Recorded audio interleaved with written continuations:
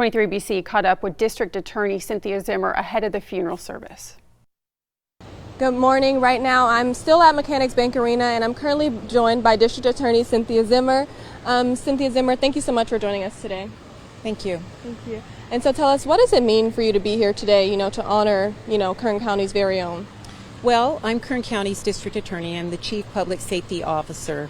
So anytime anything like this happens, it really affects us all. It affects us in law enforcement. It has obviously affected the entire community.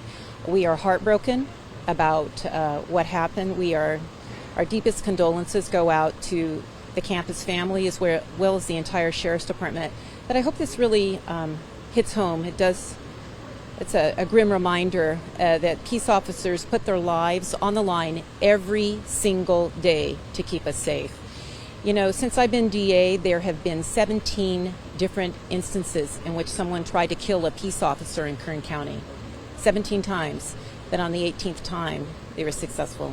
And we do whatever we can to protect peace officers who get hurt in the line of duty. That's not just a cost of doing business. They are truly victims of crime, and we're seeing more and more of it, unfortunately. But I am so pleased, and my heart is warmed to see everyone that is here today to pay tribute to this hero who chose to go in and try to rescue someone, and that people are here to pay respects for the good work that he did and the kind man that he was. Yeah, thank you so much for sharing that. And as District Attorney and in your career, is this one of the first times you've been to a fallen deputy funeral? No. When I was a young DA in my 20s, there was a killing much like this of Deputy Rick McHale from the Kern County Sheriff's Department. I knew him. I went to high school and college with him. The first time I ever did a ride-along with Sheriff's Department, I rode with Rick. I worked a lot of drug cases with Rick. He was a really good, what we call, dope cop. And he was killed in 1989, and that really was a very, very sad thing for the department and for me personally, because I'd known him so long, and he was not only a great peace officer but a good friend.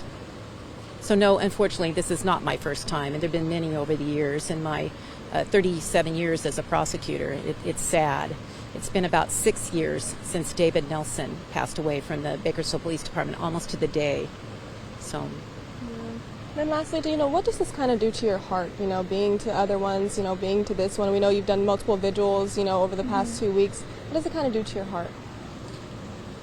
Well, I think that, what does it do to my heart?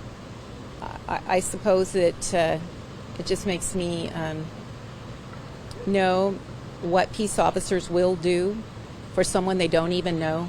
They are willing to lay down their life for someone they don't even know.